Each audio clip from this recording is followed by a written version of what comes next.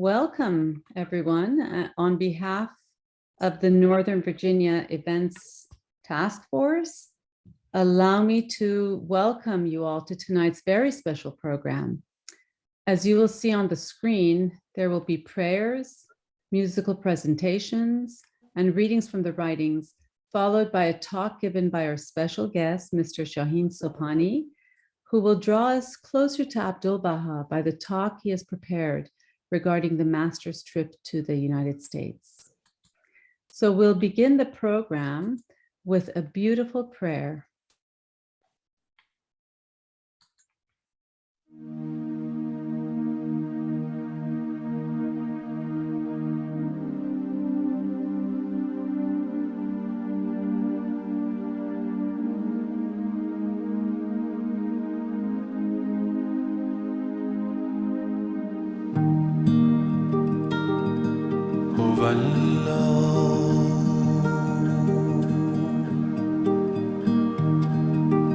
ای خداوند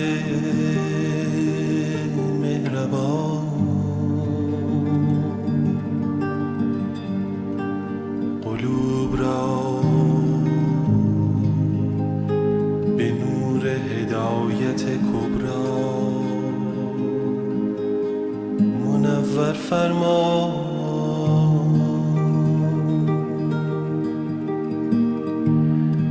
جانها را به بشارت عظمی حیات بخش.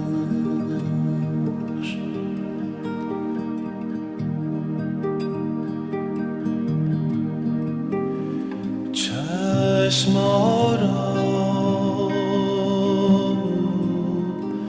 به مشاهده انوارت روشن کن، گوشها را به استماع ندایت شنوا فرما.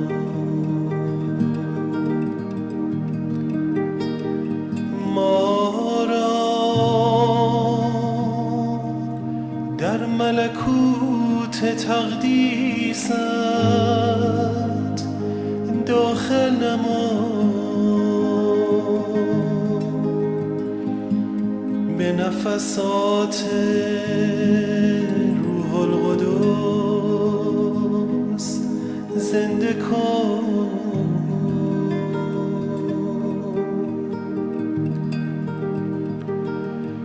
حیات ابدی بخش،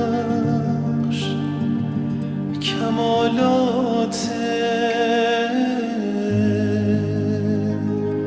آسمانی عطا فرما.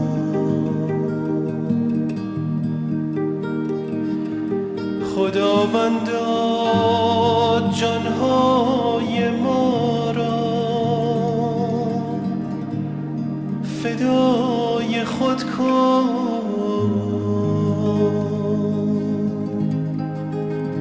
و ما را روح جدید کرم نما. قوتی آسمانی ده، سرور ابدی بخش.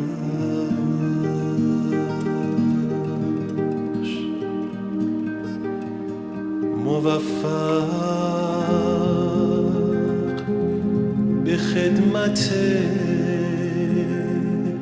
عالم انسانی نما، سبب الفت بین قلوب کن.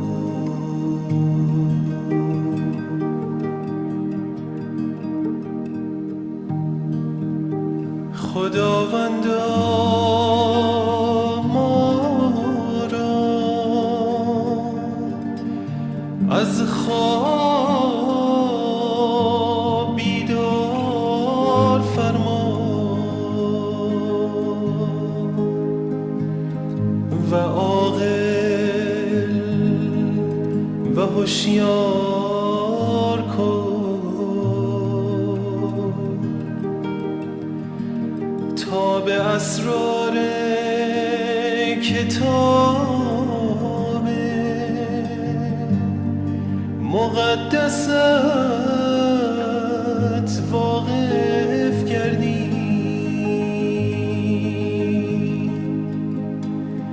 و به روز کلماتت پی بری.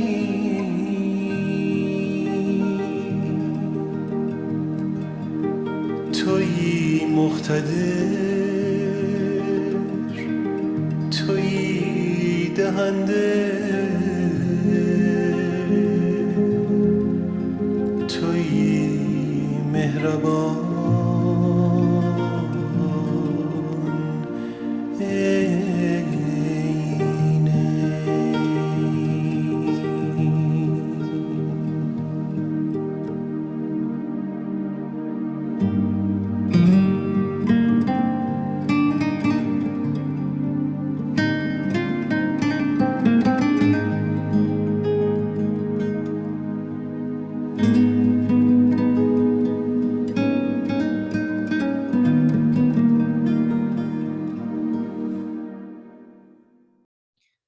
Abdul-Baha was born in Tehran, Iran on the 23rd of May, 1844.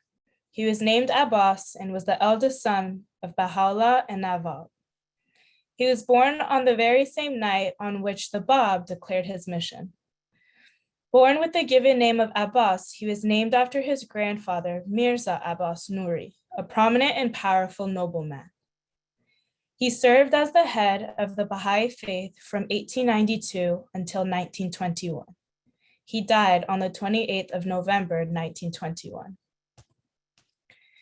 He was born in Tehran to an aristocratic family. At the age of 8, his father was imprisoned during a government crackdown of the Babi faith, and the family's possessions were looted, leaving them in a virtual poverty. His father was exiled from the native Iran, and the family went to live in Baghdad, where they stayed for 9 years. They were later called by the Ottoman state of Istanbul before going into another period of confinement in Edirne, and finally the prison city of Aka. Abdul-Baha remained a political prisoner there until the Young Turk Revolution freed him in 1908 at the age of 64. He then made several journeys to the West to spread the Baha'i message beyond its Middle Eastern roots. But the onset of World War I left him largely confined to Haifa from 1914 to 1918. The war replaced the openly hostile Ottoman authorities with the British Mandate, who knighted him for his help in averting famine following the war. In 1892, Abdul-Baha was appointed in his father's will to be his successor and the head of the Baha'i faith. He faced opposition from virtually all of his family members, but held the loyalty of the great majority of the Baha'is around the world. His tablet of the Divine Plan helped galvanize Baha'is in North America into spreading the Baha'i teachings to new territories. And his will and testament laid the foundation for the current Baha'i administrative order. Many of his writings, prayers, and letters are extant, and his discourses within the Western Baha'is emphasized the growth of the religion by the 1890s. Abdul-Baha's given name was Abbas. Depending on context, he would have gone by either his Persian name Mirza Abbas or his Turkish Abbas Effendi. both of which are equivalent to the English Sir Abbas. He preferred the title of Abdul-Baha, servant of Baha, a reference to his father. He is commonly referred to in the Baha'i texts as the Master.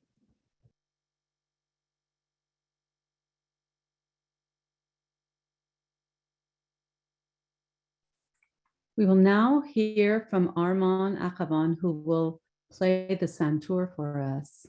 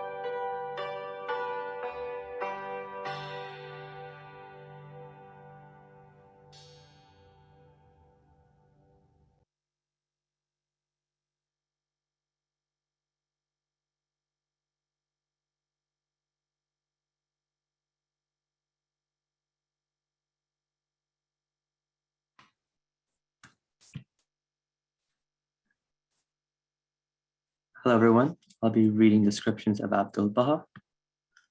Howard Colby Ives, in the book Portals to Freedom, described Abdul-Baha in the following passages. On his head, he wore a torbosh, or fez, of the same color, beneath which his long white hair fell almost to his shoulders. Most impressive of all his impressive aspects were his eyes. Blue they were, but so changing with his mood. Now gentle and appealing, now commanding, now flashing with hidden fires, now holding a deep, tranquil, lambent repose, as though gazing upon scenes of glory far removed. In Abdul-Baha, the center of the covenant, H.M. Baluzi wrote, "Suddenly the light caught a form that at first seemed a vision of mist and light. It was the master which the candlelight had revealed to us.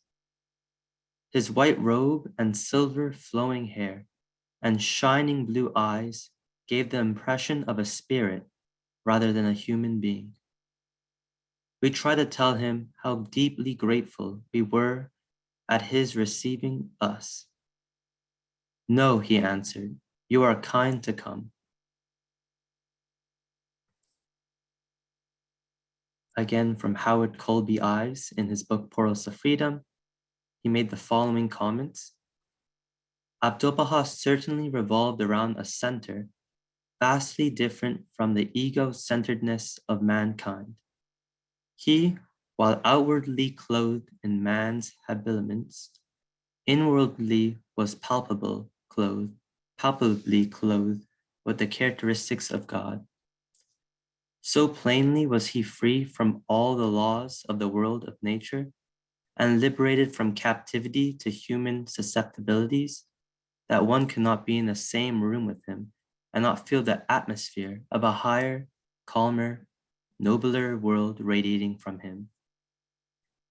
He was a successful businessman and was often consulted by other men, not believers, by the way, as to conduct of their businesses. One of his outstanding characteristics was a calm judgment in all material affairs, a poise in dealing with men and occasions of all kinds unrivaled by the most astute of captains of industry. He had been known to go into the kitchen and prepare a meal for his guests. He never failed in such small attentions as seeing that the room where his visitors were entertained contained every possible comfort, though he paid no attention to his own comfort. The following quotation is from the Covenant of Baha'u'llah by Adib Tarazadeh. The manifestation of God gives birth to the religion of God as a mother gives birth to her child.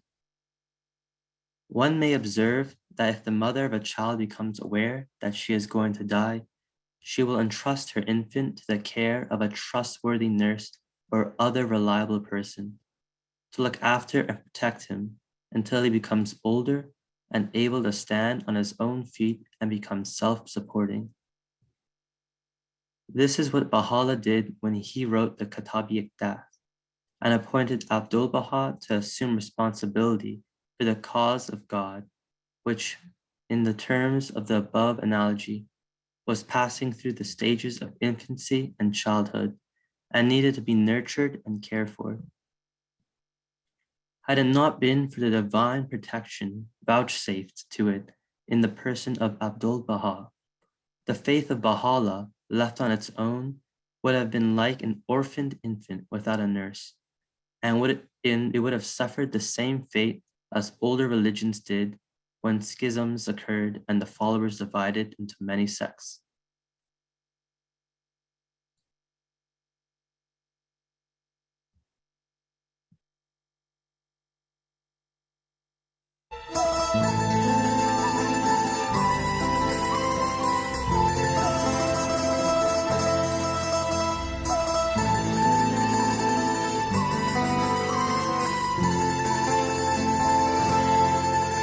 They called him the Prince of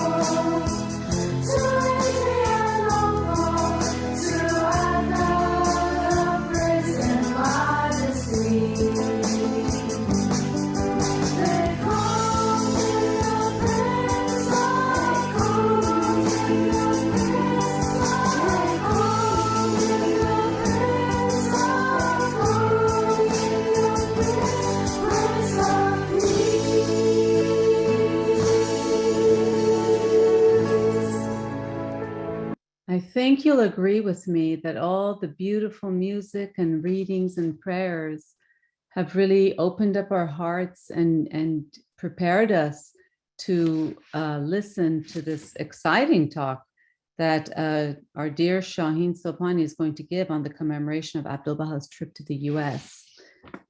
Just as way of background, I know almost everybody knows Shahin because he used to live in Frederick, Maryland, but I will give a little bit of biography of Shahin before he speaks.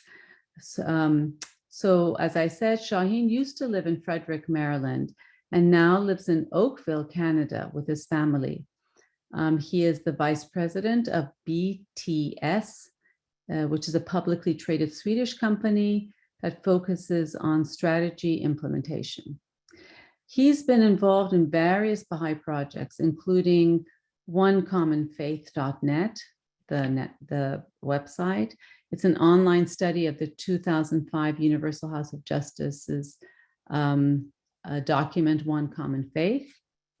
BahaiEbooks.org, which is a publisher of Baha'i books for electronic devices, and 239days.com, 239days.com, a social media documentary following the journey of Abdul-Baha in North America in 1912. And so tonight he'll be presenting, he'll make a presentation on this historic journey, and he'll highlight the key themes that the master spoke about while he was in North America. So I'm very excited to welcome you, Shahin. Thank you for joining us. Thank you so much, Guilda, for that introduction. I want to thank the local spiritual assembly, the Baha'is of Loudoun County, and of course, the Northern Virginia Baha'i Center Events Task Force for giving me this opportunity on this special commemoration 100-year anniversary of the passing of Abdul-Baha. As was said, I'm lived in Frederick, Maryland as a youth. So if you remember me from those days, sorry if I was naughty. I've become better. Let's just end it at that. I also don't usually say this, but I have to because you'll remember my parents, Sabat and Nahid Sobhani, and I always remember them when I get a chance to present the faith. So this is in their memory as well. Before I begin, I really want to encourage everybody to watch the film, The Exemplar, if you haven't already. And if you have, watch it again.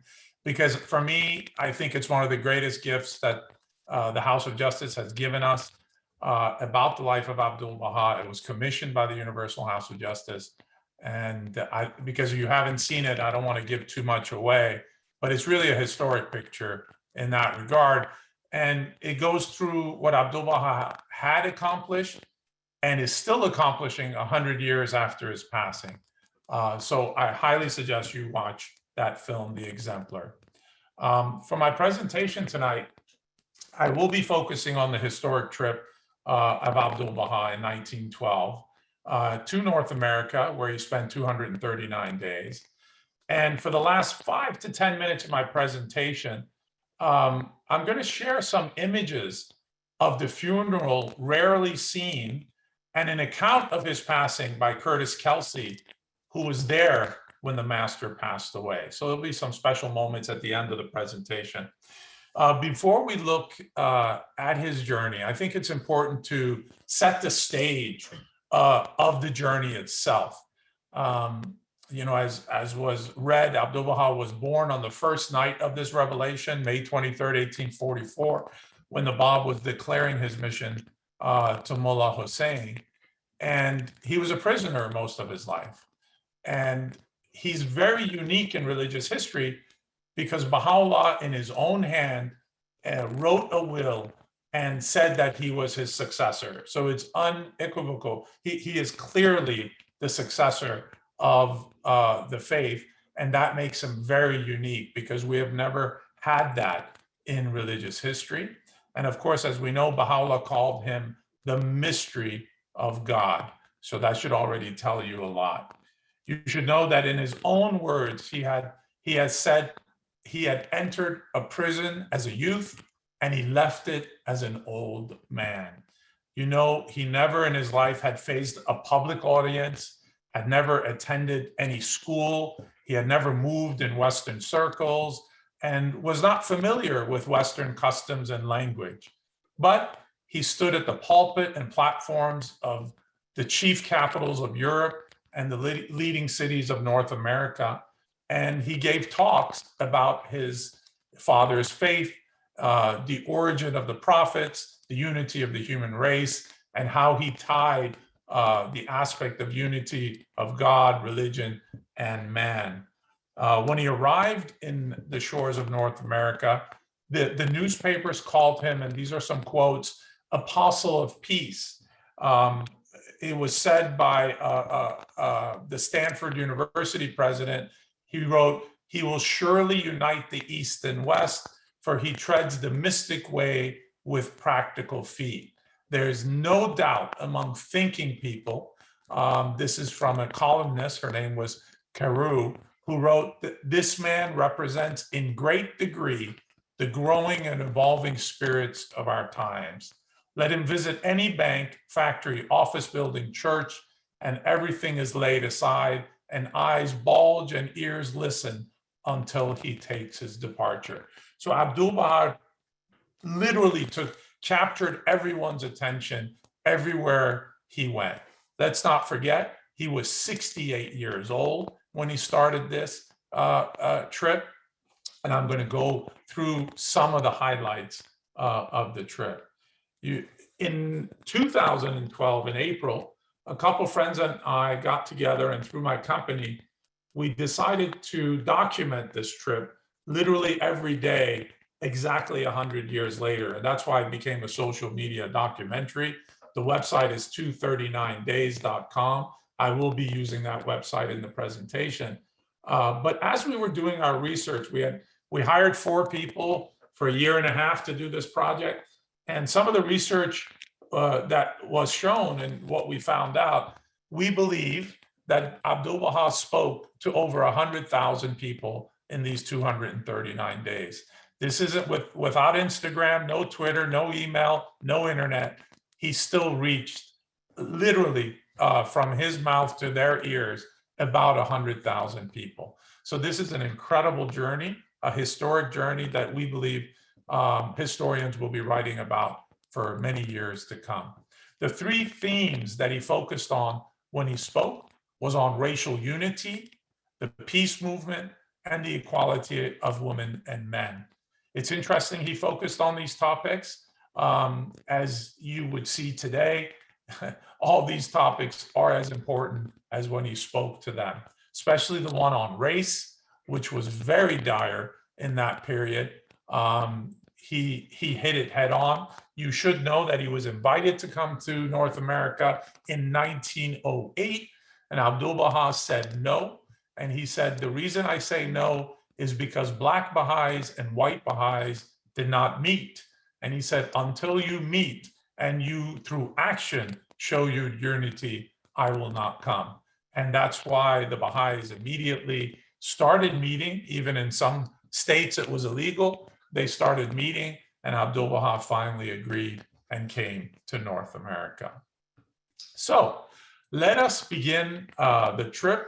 He arrives April 11th, 1912. Before I show you anything, I want to show you the manifest. So when he arrives in 1912, he's on the Cedric.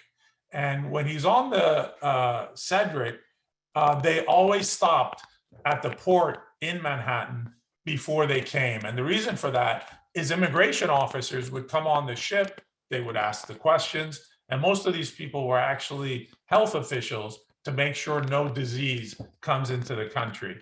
Doesn't that sound familiar today? So let me show you the manifest of that time when Abdul-Baha came. So this manifest that you're looking at, like I said, is 1912. March 30th is when the Cedric left Naples. You should know that Shoghi Effendi was on the trip from Alexandria all the way to Naples. And unfortunately, because of a covenant breaker who saw how close Shobi Effendi was to Abdul-Baha, convinced the health authorities that Shobi Effendi had pink eye and he had to come off the ship in Naples and go back to Haifa. And in Naples, something that's important you should know, many of the people that traveled with Abdul-Baha left in Naples. They made their journey to London, England to take the Titanic. Abdul-Baha was also offered that same trip. He refused. He said, I'm going to stay on the Cedric. And as you can see, passenger number 8 is Abdul-Baha Abbas. Wherever, and we see that in many places, whenever he had a choice, he always made sure that the B was capitalized and the A was not. They asked him, what do you do? He said, I'm an author, Persian. And then I'm going to show you page 2. As you can see, how was this trip funded? He writes self. This is where we find out that Abdul-Baha is 5'5" and he has blue eyes. And that was the manifest that before he came on the trip. Then when we go actually on the first day of the trip, this is the actual postcard of the Cedric. This is what the Cedric looked like. And interesting enough, I assume everyone can see my screen. I'm just going to keep going. Interesting enough, when he got here, this gentleman, Wendell Phillips Dodge, was the first journalist to come and interview Abdul-Baha. So he got on the ship, he ran to Abdul-Baha and started his interview with Abdul-Baha. William Phillips Dodge, many years later, becomes a Baha'i, and he became a producer and a press agent for some of the most famous theatrical producers in New York. You should know also that this is interesting. I wanted to share this one quote with you. When Abdul-Baha was passing to go to port, he passed the Statue of Liberty. And as he passed the Statue of Liberty, these are his words. He says, "Here is the New World symbol of liberty and freedom. After being 40 years a prisoner, I can tell you that freedom is not a matter of place, it is a condition. When one is released from the prison of self, that is indeed a release." So I hope next time you see the Statue of Liberty, you remember that quote. We have read that quote many, many times, but we didn't know that he actually said it as he was passing the Statue of Liberty. Let's continue the journey. The first public address that Abdul-Baha gives is on day 5. And interesting enough, there were many people that were vying to be the first place for Abdul-Baha to give this public address. Actually, it was day 4. Sorry, I said day 5. 13 churches had competed to host Abdul-Baha, and the church that won was the Church of the Ascension at 5th Avenue and 10th Street in Greenwich Village. It is still there. And the Reverend, his name was Reverend Percy Grant, and he was the rector of the church. What's interesting is the year before, Grant had stood at the same place that you're looking at here, and it said that Abdul-Baha was a heathen and a threat to Christians. But a year later, he had changed his mind, and that was because of Juliet Thompson, who had taught him about the faith and who Abdul-Baha was. And that's why he got so excited. And when Abdul-Baha came, he put him on the bishop's chair, which was not supposed to be anyone's chair because it represented Christianity, but Abdul-Baha sat at the bishop's chair. And you will see that in the picture. We don't have it here on this one, but he sat there, and it was Bishop Birch from Maryland who reprimanded Bishop Grant for doing that, because you're not supposed to do that. And this is one of the most famous quotes of Abdul-Baha, which happened in this church. He writes, this is what he said. He says, "Since my arrival in this country, I find that material civilization has progressed greatly, that commerce has attained the utmost degree of expansion, arts, agriculture, and all details of material civilization have reached the highest stage of perfection. But spiritual civilization has been left behind. Material civilization is like unto the lamp, while spiritual civilization is the light in that lamp. Isn't that beautiful? And when you read that yourself again, you could realize this is 2021 and how much has changed since 1912 in that quote alone. When you look at the United States and how much it's progressed in a material civilization and how spiritual civilization has been left behind. Day 6 was a very sad day, not only for the world, but for Abdul-Baha himself, because the aftermath of the Titanic disaster. What's interesting about the Titanic disaster is what I said earlier. Abdul-Baha knew many of the people that died in the Titanic, and he was very saddened by what happened with the Titanic. But what's unfortunate is on day 6, they had basically said that the Titanic had not sunk, and that, you know, most people were fine. And it was really a day later that it became clear that that had happened.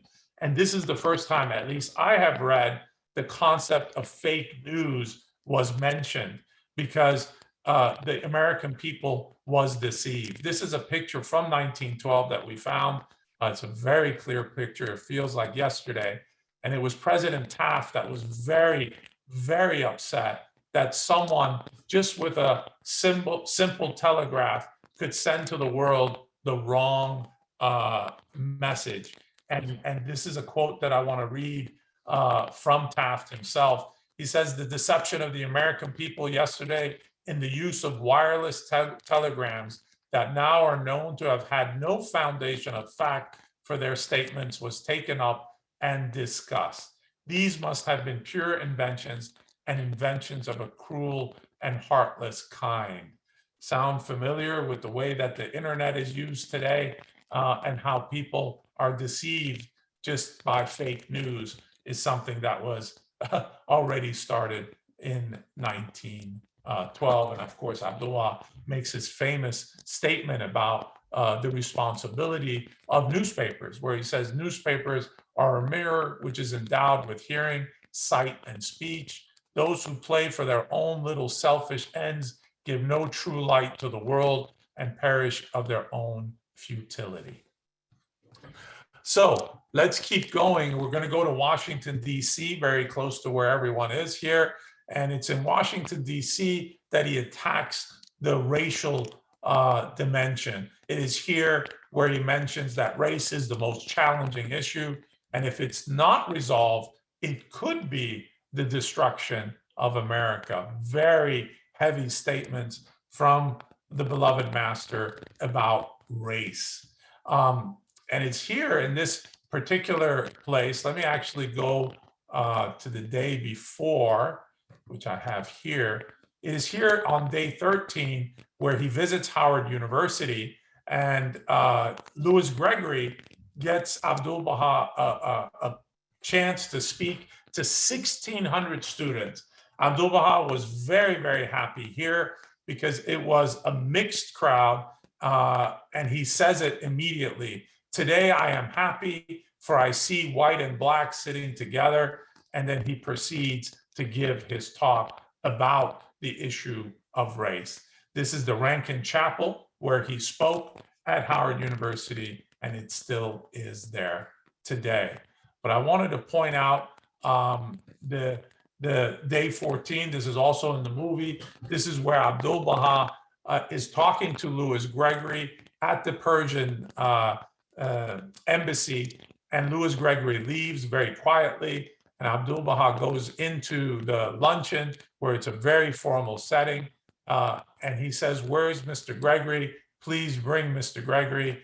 He shoves away all the utensils next to him. They do a place setting, sits right next to him, and he continues his discussion. and no one says a thing.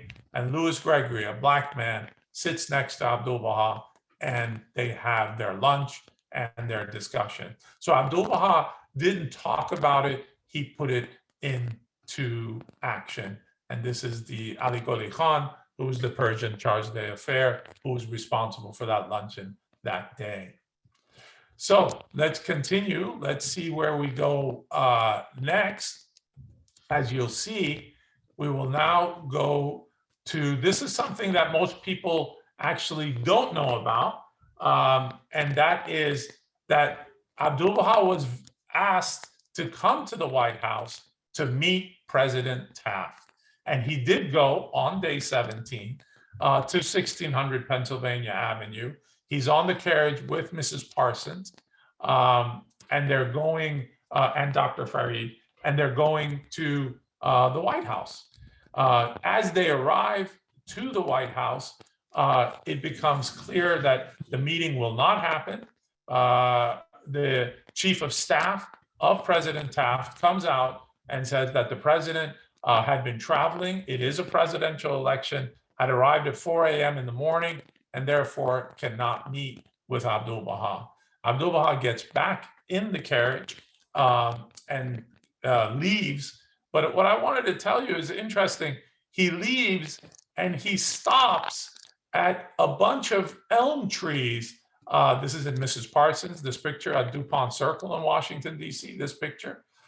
He stops at these elm trees at the ellipse of the White House, which we can still see today. And he walks along this path and stops. What's interesting, we found out where he stood, in the general area of where he stood in the White House South Lawn.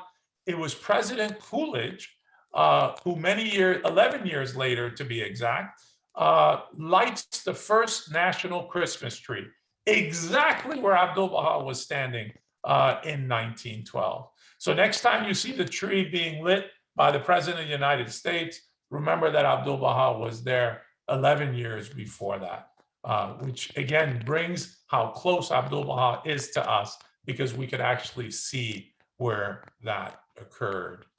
And then we're going to continue Abdul-Baha on day 18th. But before I should say, you should know that William Salzer, who was a Democratic congressman from New York, he was the chairman of the House Foreign Affairs Committee.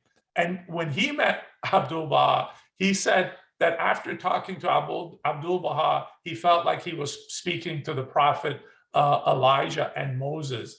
And even Champ Clark, who was a Democrat from Missouri, and he was the Speaker of the House, asked Abdul-Baha to speak to Congress the following week because he didn't meet President Taft. And Abdul-Baha respectfully declined because he had to go to Chicago and he had to speak at the 4th annual conference at the National Association for the Advancement of Colored People, the NAACP. So can you imagine? Abdul-Baha says no to Congress and goes through to a 4-year-old institution called the NAACP because he had promised to be there. And of course, he laid the cornerstone for the house of worship as well. So again, the priority is of what Abdul-Baha thought was important. He arrives in Chicago, and in Chicago, he actually says he likes Chicago more. Now, you may ask, why would he make such a statement? And the reason for that was it was in Chicago in 1893 at the World Parliaments of Religion that Reverend Henry Jessup had introduced Americans to Baha'u'llah. It was at this World Parliament of Religions at the Columbia Exposition that this was happened. Jessup, at the end of his speech, quotes Baha'u'llah and says that Baha'u'llah has said that all nations should become one in faith and all men as brothers, that the bond of affection and unity between the sons of men should be strengthened, that diversity of religions should cease, and differences of race be annulled. What harm is there in this? Yet so shall it be. These fruitless strife, these ruinous wars shall pass away, and the most great peace shall come. Let not a man glory in this, that he loves his country. Let him rather glory in this, that he loves his kind. And that's why Abdul-Baha liked Chicago more. And then, of course, he breaks the ground at the temple. I won't go into that, as many of you have the story there. But we found out some interesting stuff when we were doing the research, and it was this. After he broke the ground, let me see if I could, oh yeah, here it is. This is the picture I wanted to show you. This is Abdul-Baha. Of course, he was the one that broke the ground. But as you can see, there's a gentleman next to him who also has been given a shovel. But I want you to notice this lady here. Her name is Qudsi Ashraf. She was 22 years old. And on April 11th, Abdul-Baha asked her to come to America to educate herself in English and to get her degree in education, to come back to Iran and be part of the first school to educate women. So he was thinking way ahead. This is 1912. Qudsi Ashraf is an incredible person, has an incredible history. She got her degree in 1918 from Columbia University, master's in education. But you should know at this event, that's why she's sitting next to Abdul-Baha.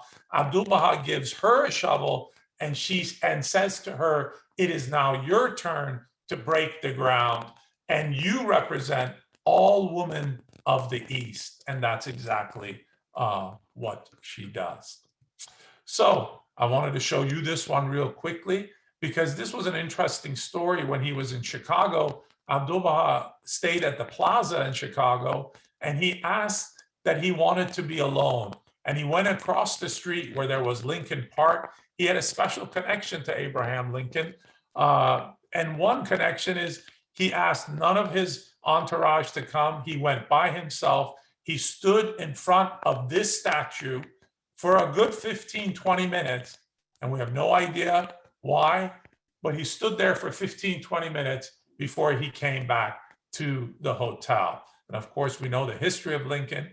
We actually have a picture. Here's the statue. And this white figure here is Abdul-Baha standing in front of Lincoln. And there is only okay, I have 15 minutes, so I want to make sure I get some things covered. Here in Cleveland, this is interesting. When he arrives in Cleveland, one of the states that interracial marriage is acceptable, this is where he actually talks about interracial marriage. Many of the states, it was illegal to have interracial marriage, but in Ohio, he immediately addresses the issue. It was what was called then the ultimate taboo. No one talked about it. This gentleman here is Ben Tillman, who was in the US Senate in 1907, just to give you a flavor of what he thought of basically African Americans back then. He basically said they are not human. So this is what Abdul-Baha was dealing with when he came, and here he is saying, no, you should have racial marriage. And let me show you the newspaper article. Baha'ist approved union of the races. That lady I showed you, Qudsi Ashraf, for example, was instrumental in the marriage of Louis Gregory to the English lady that he eventually married. And then one of the last stories I'm going to tell you about is Abdul-Baha and the Kongs. This is the international arbitration, which was held by Albert Smiley. This place still exists today. This is what it looks like. This was another reason Abdul-Baha had come to the West. He was invited to be the keynote speaker here. In fact, before he spoke, the speaker was Nicholas Butler, who was the president of Columbia University, and he was also on the Carnegie Endowment for International Peace, along with Albert Smiley. And he spoke first, president of Columbia University, I'll repeat, and then Abdul-Baha spoke, who was the keynote speaker. This was an amazing talk because Abdul-Baha in this talk actually gives steps by step on how peace can be achieved. I won't go through all of them, but he shows you in 7 principles of how peace can be achieved. I highly suggest you read this on your own. This was on day 34. And then another thing that happened on this day is as he was arriving, it was a 4-hour train ride to this 18th annual conference. And for the first time, he gets into basically the wilderness. And he was so happy that as he was on the train, he actually starts singing. Abdul-Baha sings out loud. And Dr. Farid, his translator, said that this had never happened before. And he asked other people to sing with him on the train. So he was very happy to be in nature. And on the last day, the night before, actually, he was given a gift by the Smileys for being at the event where he got a standing ovation. And Abdullah said he wanted to give the Smileys a Persian carpet. Unfortunately, the Persian carpets had been left in Manhattan. So Dr. Baghdadi got on a train and started to go to the Manhattan apartment to get a carpet. And what I want to show you now is exactly what happened. So Mr. Baghdadi goes to get this carpet. He left around 6, 8 in the evening. He gets into Manhattan at 2 a.m. He basically breaks into the apartment, gets a carpet, gets himself back. The event is supposed to end in an hour. He finds a mailman who gives him a ride to the back to the conference. And when he arrives and he gives Abdul-Baha the carpet, and the Smileys are saying goodbye. Abdul-Baha gets the carpet. He gives it to Mr. and Mrs. Smiley. Mr. Smiley opens the carpet. Mrs. Smiley goes, "Oh my God." And Mr. Smiley says to Abdul-Baha, "This is amazing, because we used to live in Egypt and we had a carpet exactly like this, but our house burnt down and we were very saddened that we lost all our possessions, including this carpet. It's amazing that you have given us the same carpet." What I want to show you is the following, with my beautiful mother.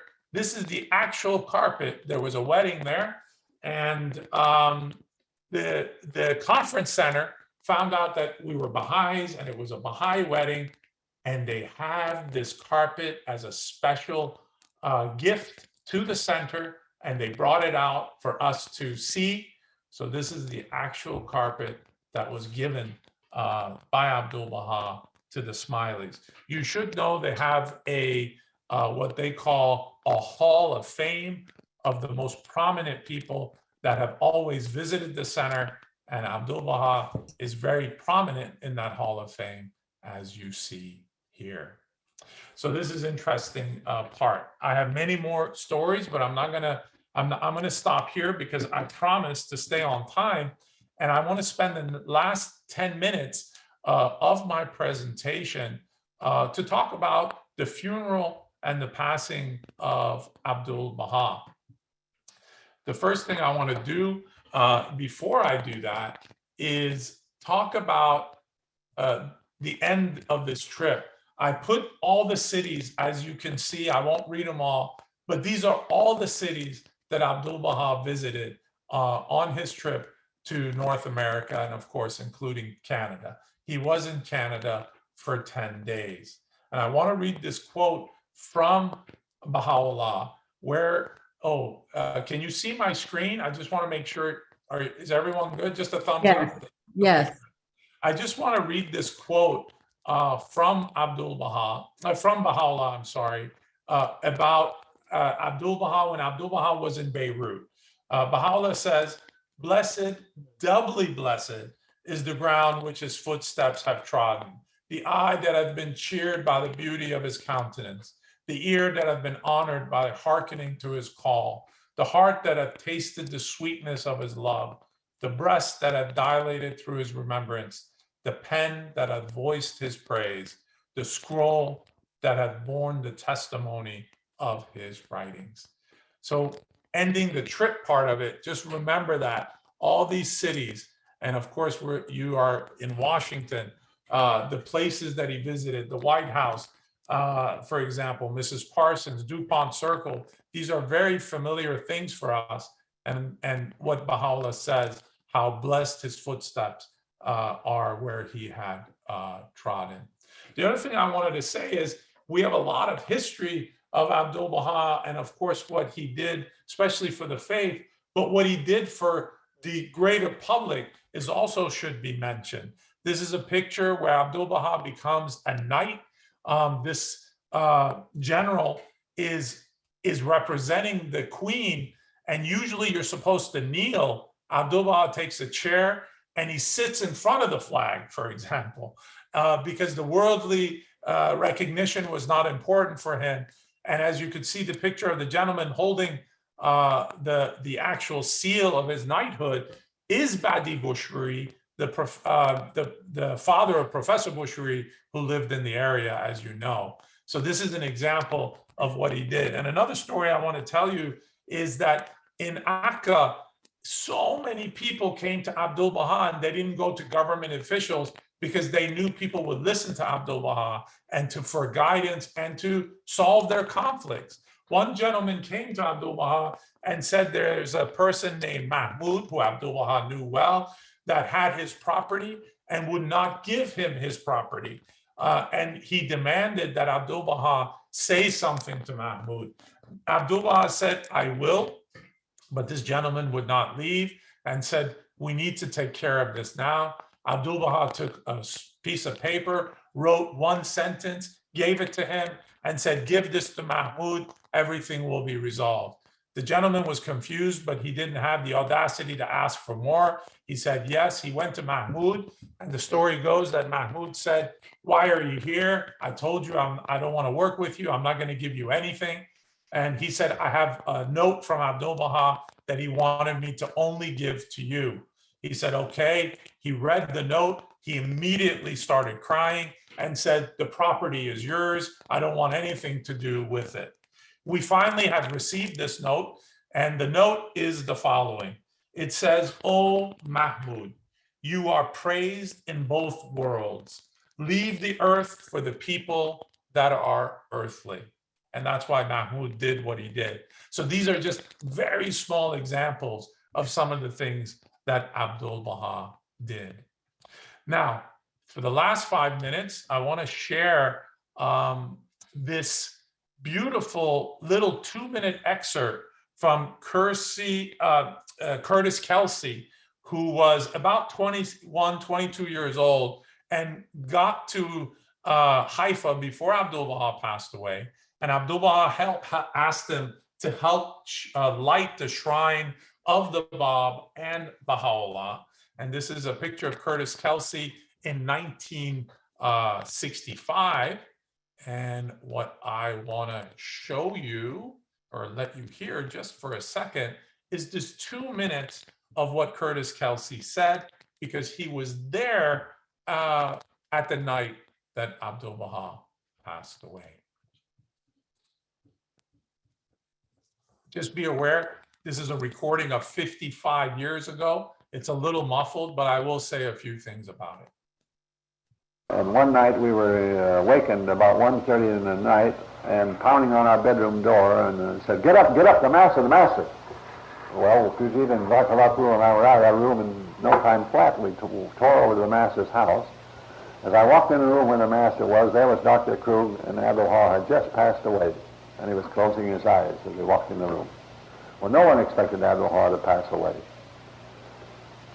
But then, as we reflected back on the stories that he told us 2 or 3 days before that, there was the gardener who had cut his throat. He told him, he says, you get me an orange from the garden. The man got him an orange and then another piece of fruit. Now he says, are you satisfied with me?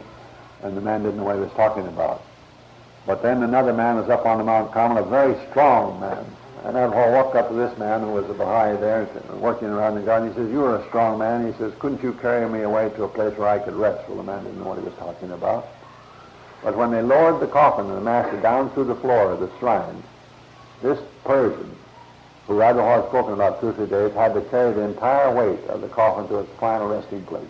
And then he knew what Abdu'l-Bahá was talking about 2 days before he passed away. That was from Mr. Kelsey. As I said, he was there when Abdul-Baha passed away. He's the one, his father was not a Baha'i, his mother was. And his father, right before he got on the ship, gave him a box camera. So a lot of the pictures of Abdul-Baha in Haifa were taken by him. And of course, from the funeral, some of them that we have seen, and then some I'm going to show you that I don't think many of you have seen are pictures. He took 35 pictures that day from the funeral of Abdul-Baha. I just want to mention, if you just didn't hear, there was a story of a gentleman that he said, this very strong Persian man. This is an interesting story. This gentleman was all muscles. And whenever Abdul-Baha was bothered by the enemies, he would go to Abdul-Baha and say, let me take care of these guys. Basically, he wanted to beat them up. And Abdul-Baha would say, no, you can't do that. That's not how it works. You will serve me one day, I promise you. He said, please let me do it. But he never, Abdul-Baha said, no, you cannot use violence against these people. And it was him, as you heard Curtis Kelsey, that Abdul-Baha said, can you please lift me and let me go rest? And he said, of course. When? He said, you'll have your time, but I want you to do it. So when Abdul-Baha's coffin was about to be placed to his final resting place, it was a very narrow way to go to put it, and only one person could do it. It wasn't a two-man job, and it was him that left it, put Abdul-Baha on his shoulders, the coffin, and put him in his final resting place.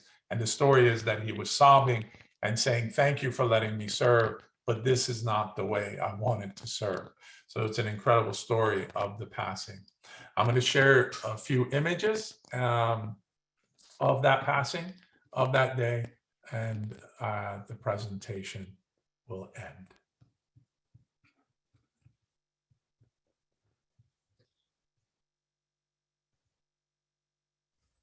So as you can see, this is from Abdul-Baha's house.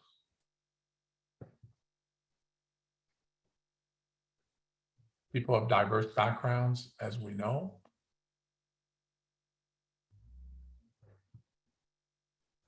A regiment was there, over 10,000 people.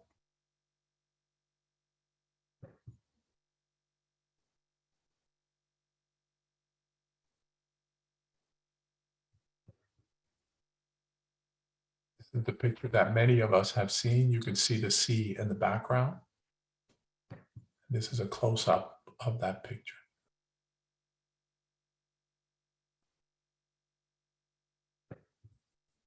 This is the shrine of the Bab, and now the shrine of Abdul-Baha as it looked in that period.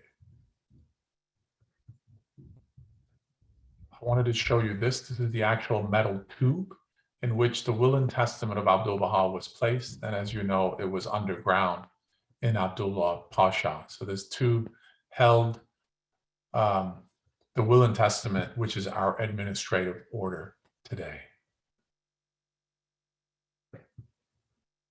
And I want to end with the words of Abdul-Baha himself.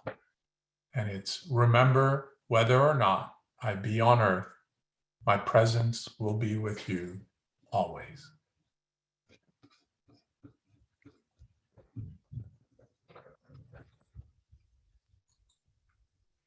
Thank you, everybody. Thank you. Honestly, I just wanted you to go on and on.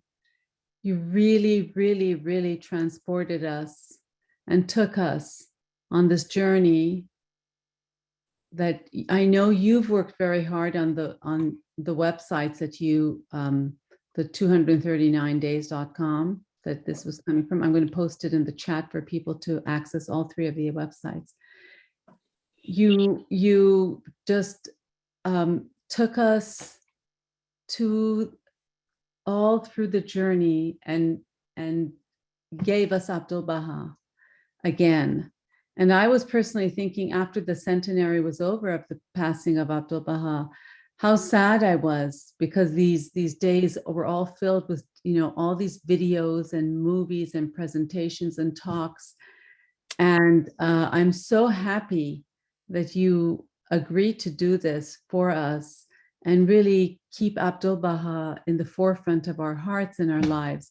You did a magnificent job. Thank you so much. The pictures were amazing. Your stories were amazing. Thank you so much. Also, just to remind the friends that this and many of the other center events the task force puts on are recorded, and they're shared on the Northern Virginia Baha'i Center Workshop Series YouTube channel. The link will be posted in the chat, but it's also in the email that you received for this presentation. So if you want to refer to your email, I think it's on the very bottom, you can click that. This is, in my humble opinion, a link that I want to share with so many people, and I think many of you will want to as well. The pictures were amazing. The stories were so touching. So thank you so much, Shahin. It was just Thanks for the kind words. really, I was just taken to another world. Thank you. I'm sad to say that we're coming to the end of the program, but I hope that you'll enjoy another musical interlude followed by a short reading, and then we'll close with a recitation of the Tablet of Visitation in both for Abdul-Baha in both English and Arabic.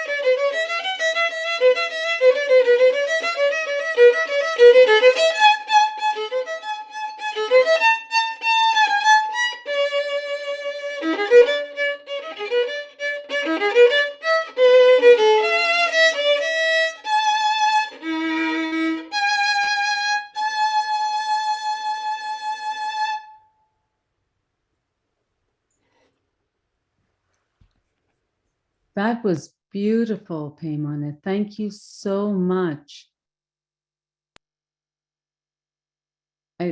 I don't have the name of the piece, unfortunately. If you could tell us. Yes, it's Vivaldi is the composer, and it's violin concerto in A minor. Beautiful. Thank you so much. Beautiful. Peter Millikin will now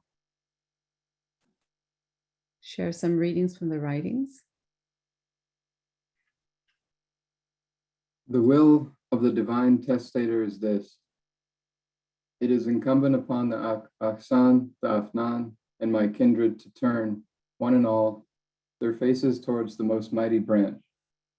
Consider that which we have revealed in our most holy book.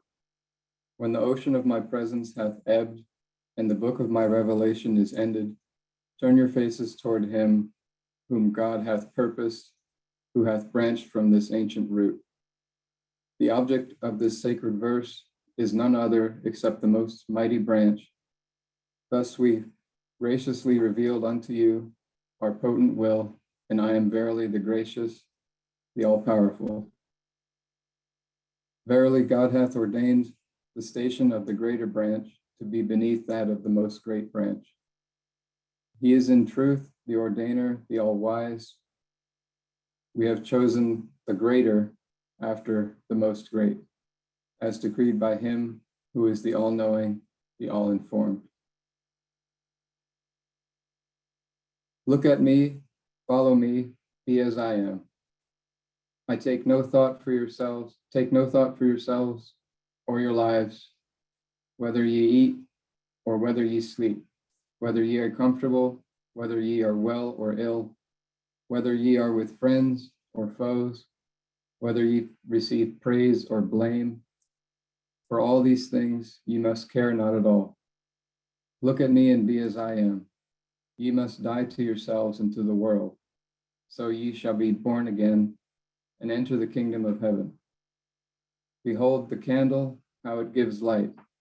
It weeps its life away drop by drop in order to give forth its flame of light. My name is Abdul-Baha. My identity is Abdul-Baha. My qualification is Abdul-Baha. My reality is Abdul-Baha. My praise is Abdul-Baha. Heraldom to the blessed perfection is my glorious and refulgent diadem. And servitude to all the human race is my perpetual religion. Through the bounty and favor of the blessed perfection, Abdul-Baha is the ensign of the most great peace, which is waving from the supreme apex. And through the gift of the greatest name, he is the lamp of universal salvation, which is shining with the light of the love of God. The herald of the kingdom is he, so that he may awaken the people of the east and of the west. The voice of friendship, uprightness, truth, and reconciliation is he, so as to cause acceleration through all regions. No name, no title, no mention, no commendation hath he, nor will ever have, except Abdul-Baha. This is my longing. This is my supreme apex. This is my greatest yearning. This is my eternal life. This is my everlasting glory. Express ye the same thing which is issued from my pen. This is the duty of all. Consequently, the friends of God must assist and help Abdul-Baha in the adoration of the True One, in the servitude to the human race, in the well-being of the human world, and in divine love and kindness.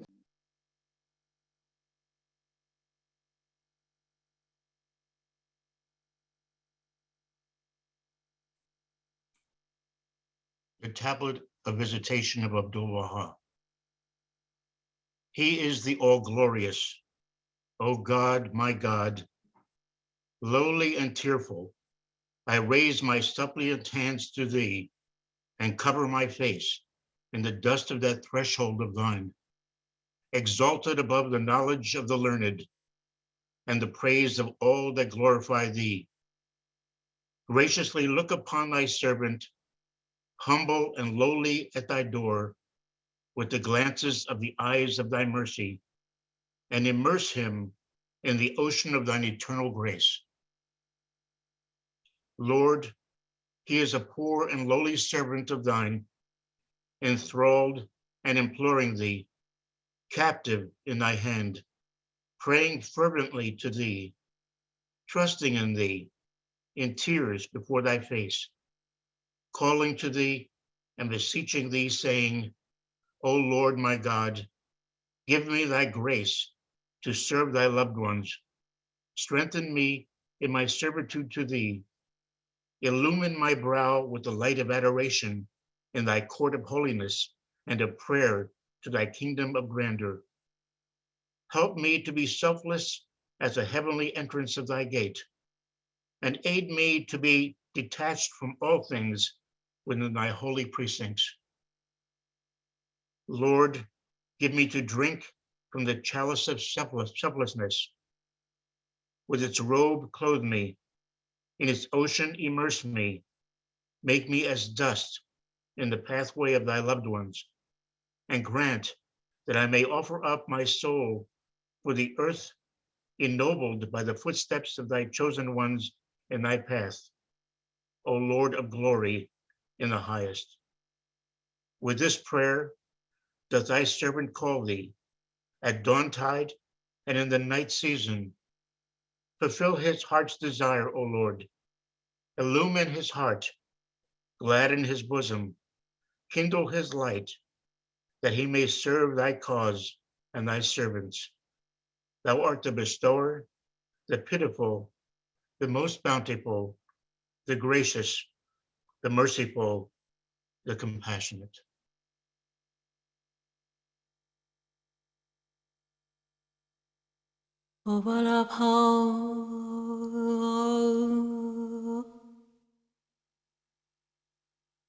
إلهي إني أبسط إليك أكف التضرع والتبتل والابتهال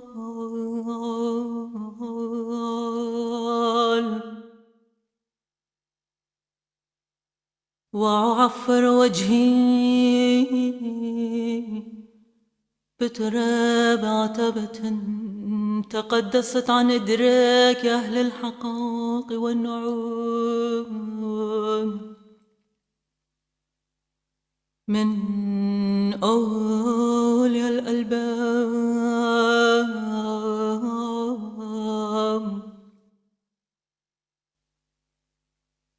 أن تنظر إلى عبدك الخاضع الخاشع بباب أحديتك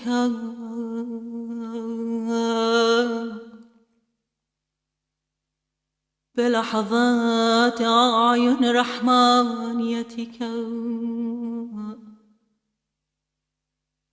وتغمره في بحار رحمة صمدانيتك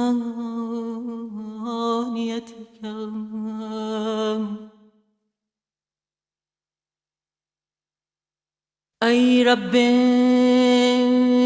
إنه عبدك البائس الفقير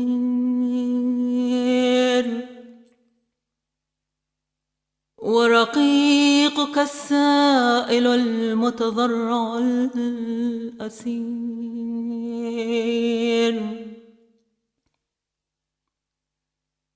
مبتهل إليك متوكلا عليك متضرعا بين يديك يناديك ويناجيك ويقول رب أيدني على خدمة أحبائك وقوني على عبودية حضرة حديتك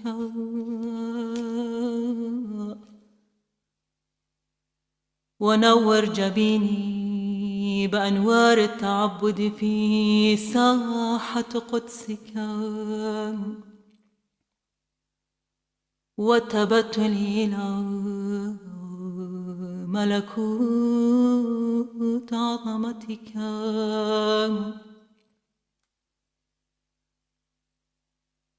وحققني بالفناء في فناء باب ألوهيتك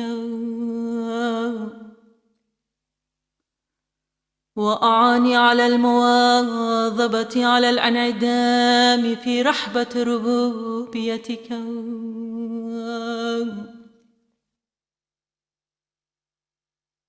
أي رب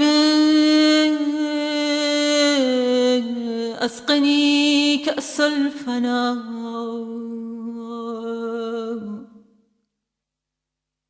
والبسني ثوب الفناء واغرقني في بحر الفناء واجعلني غبارا في ممر الأحباء واجعلني فداء للأرض التي وطأتها أقدام الأصفياء في سبيلك يا رب العزة والعلا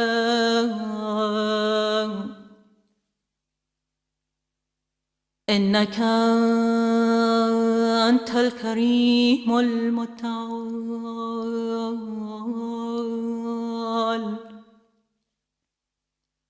هذا ما يناديك به ذلك العبد في البكور والآصال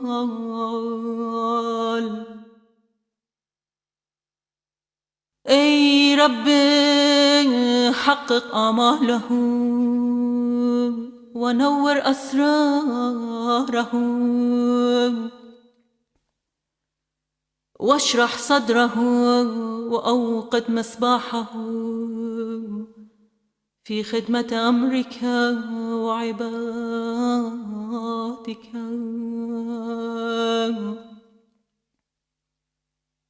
إنك أنت الكريم الرحيم الوهاب وإنك أنت العزيز الرؤوف الرحمن عين. Dear friends, we've come to the end of the program.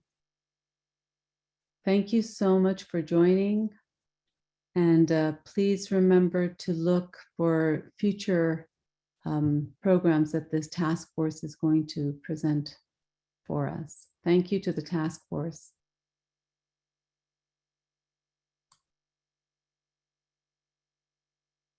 Thank you. Thank you, Shahin. Thank you.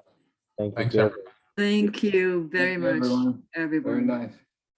Thank you, everyone. It was beautiful. Thanks.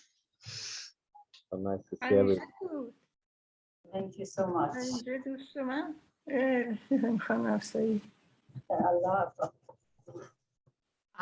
you so much. It was wonderful. It was a wonderful program. Thank you. It was. Everyone for attending. It was wonderful to see everyone.